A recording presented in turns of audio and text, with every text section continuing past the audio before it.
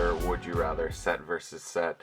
And as chose by you on Twitter, it is a Mass Mutation deck that was voted to go against Dark Tidings. I'm starting to think that people just want to see Dark Tidings, and it has nothing to do with actually caring about an old set matchup. So here we are, but I'm excited for this one, and I just want to give a shout out to my man Tice the Beat Destroyer, I think. Yes, that's how his Discord name is, for winning this Mass Mutation Keyforge deck and allowing me to use it as part of my video series and unbox it and whatnot. So yes, thank you, sir. It gives me an opportunity to use some decks for something like this, a Would You Rather. So deck A is going to be Mass Mutation, and the challenger, deck B, is going to be Dark Tidings, the new kid on the block. So let's open up this Mass Mutation deck and see what is in store, because I'm curious about this matchup. Like, I feel that... Oh, I did this wrong.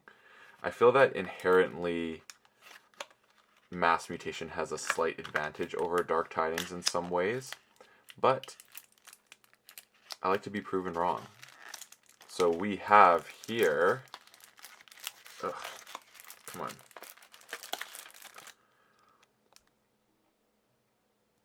FN Grin Finder of the Trustworthy Pub, and it is Logos, Shadows, and Untamed. Ooh, very interesting. Very interesting indeed. So let's get a crack in and see what is in this deck. Alright. See, like, the tabs, I swear, make it harder to open. Like, how easy was it to just use a pair of scissors just then? That's kind of funny. Cool Archon card for this one. Alright, so first up, we have Autoencoder. You gotta love to see that. Demobot, Daughter, Diametric Charge with an extra pip, Eclectic Inquiry, Effervescent Principle. Then we have Lethalogica, Bouncing Deathquark with a pip, Group Think Tank, Positron Bolt, Entropic Swirl. Wow, talk about board control in this. Library card.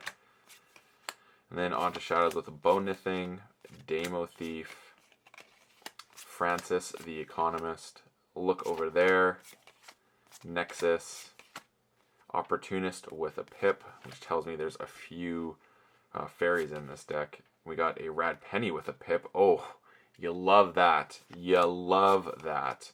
Shoulder Id, Fidget, Lucky Dice, Doom Sigil, Gambling Den with a pip. Oh my goodness, there must be like 3 Gloriana's attendants in here. Then we got Fandangle, Flumph, Gloriana's attendant, I'm calling 3. Gloria's an attendant. Oh, just 2. And then we got Niffle Ape with a draw pip, Pismire, Reclaimed by Nature with another Amber pip, Resurgence, another Resurgence, Troop Call with a draw pip, Wild Bounty was the other one, which is going to be good in this, and Eunonia.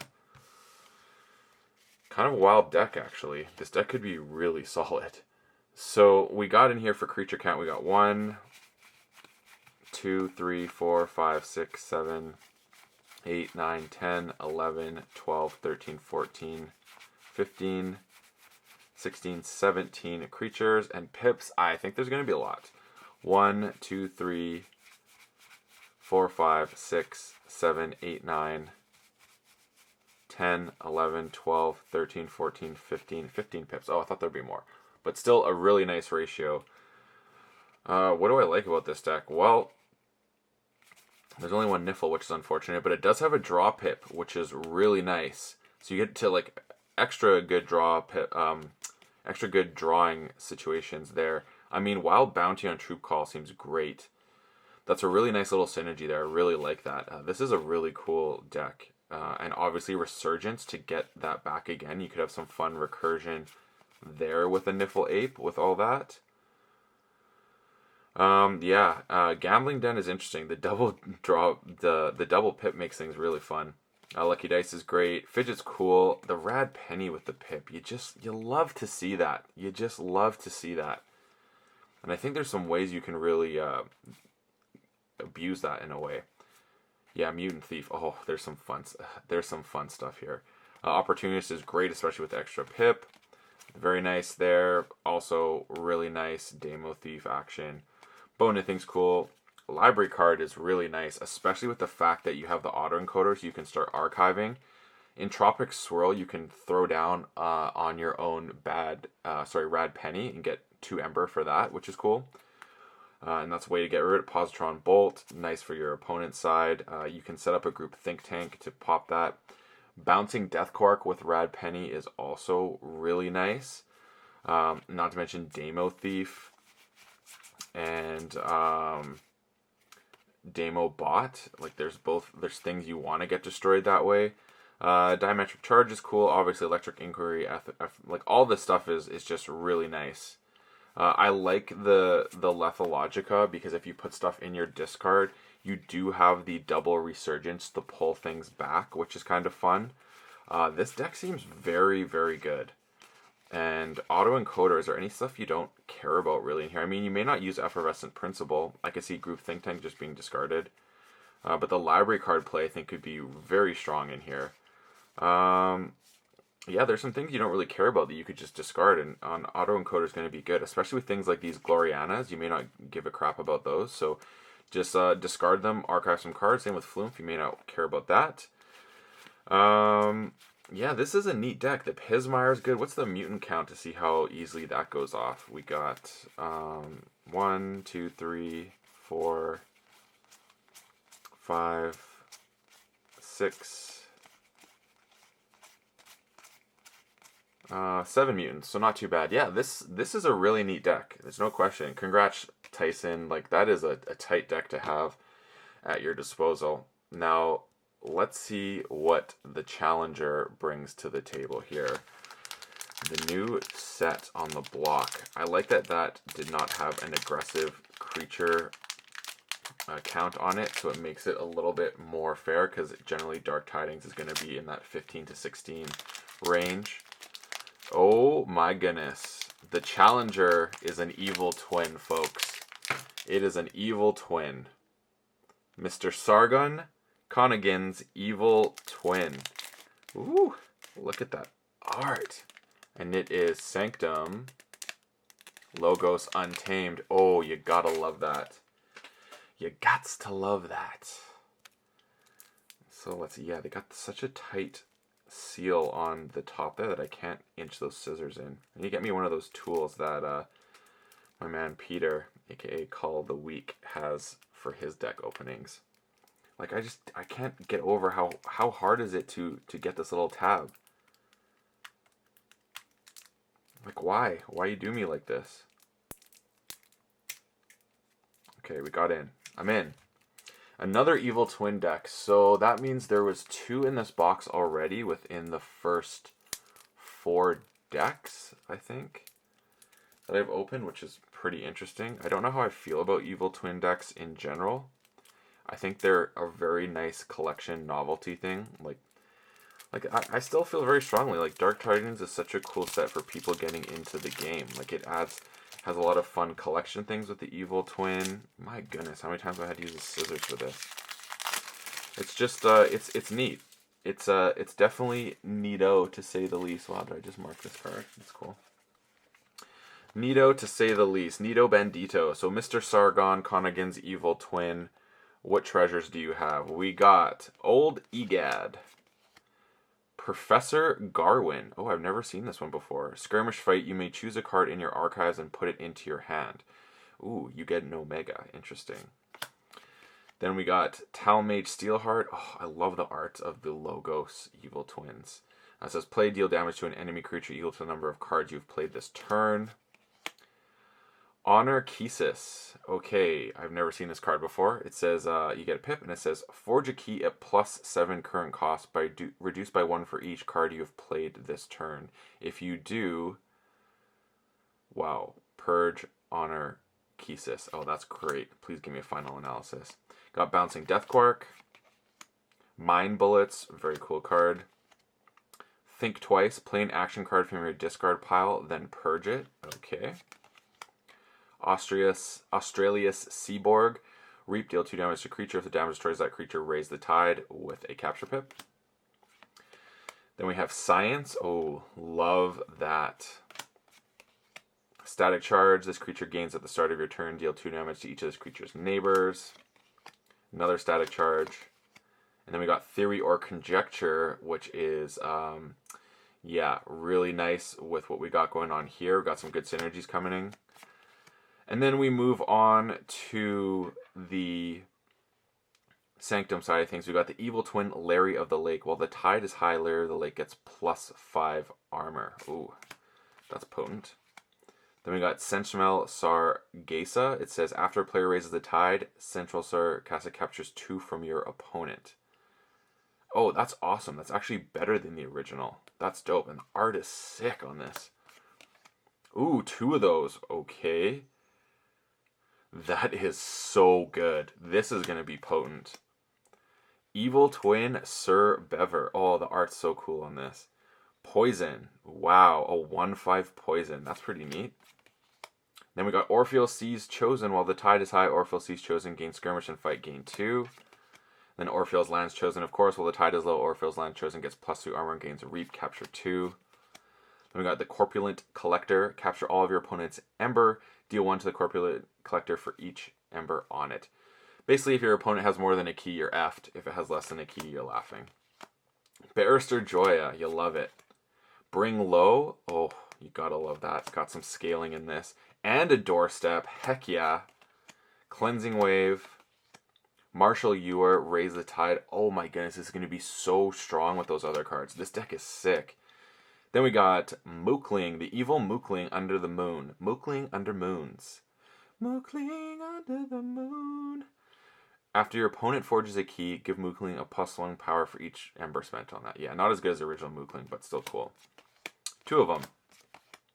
Oh, what the heck? This is my second time getting the channel, basically, I'm going to call this the Pokemon of Keyforge is 3 evolutions and an Orpheal. So you get that, you get Bombix, and then you get Fifaldi. Then we got a Genetic Drift. Give a creature +1 power counter, then give it a creature another +1 count, then give each creature with a +1 power counter another power counter. So this works on both sides, obviously. You got to watch out for that. All tied up. If the tide is high, gain 1. Otherwise, raise the tide. That's going to be really strong. Assert Dominance. Sick. For the remainder of turn, a friendly creature gains skirmish. Ready and fight. We got Floomfy. Persistence Hunting. Very nice. Another one. And lastly, we're closing out with Way of the Pixie. This is a cool deck. This is a hard would you rather, I'm going to be honest. As strong as that first deck was in Mass Mutations, this one is no slouch. This is a nice Evil Twin deck. So for pips, we got 1, 2, 3, 4, 5, 6, 7, 8, 9, 10, 11 pips. And creatures, we got 1, 2, 3, 4, 5, 6, 7, 8, 9, 10, 11, 12, 13, 14, 15. Oh, already good count. 16, 17, 18, 19. But I'm going to actually call that like 17. The reason being is 2 of these 3 will never be in play at the same time. You can only have 1. So technically it's like 17 creatures in that regard. But really nice ratio all around for everything. What do I like about this? Well, we got 1, 2, 3, 4. I don't know how I count those. There's really nice disruption here. Well, like, this is great. Having the Persistence Huntings here, Assert Dominance, all tied up. I want to count how many tied cards are in this. That's what's important, I think, now, because of the other cards. We got 1, 2,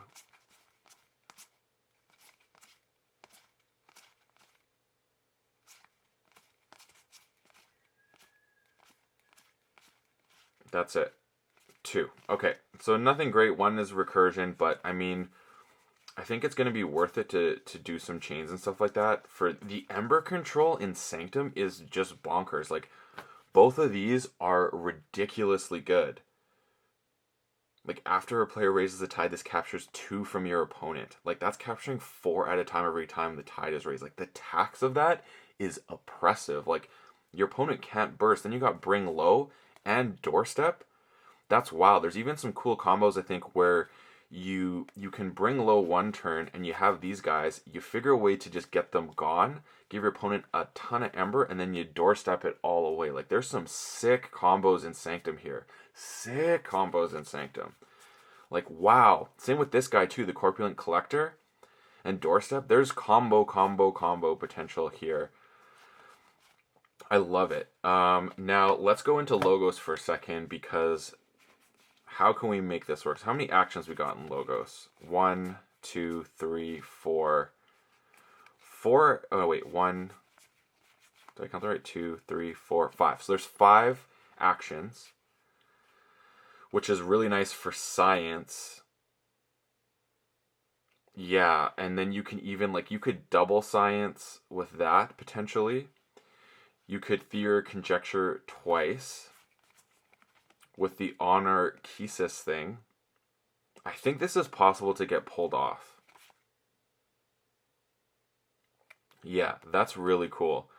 I mean, there's not a ton of archiving in here, but there is some. So you could theory or conjecture and then play the Professor Garwin, which is really cool. I like that play. I've never seen Professor Garwin before. This is neat. So I like that. And what are the ways, like bouncing Death Quark? Obviously, you have the old EGAD for, like, that could be really good, actually. I think I've underestimated old EGAD, because enraging all of your opponent's creatures is quite a powerful thing to do. Yeah, so I guess if you get theory or conjecture and the Kisis play seems like the thing to do, you obviously have play the top card of your deck. I really think the science think twice on Archesis is a combo that you can make happen. So yeah, this is neat. This is really neat. I'm digging this. So I think this is possible. You can pull off some really cool things. Oh, and here's another Raise a Tie card. I missed that one. So there's 3. There's some really cool things in this that I think can be done to your advantage.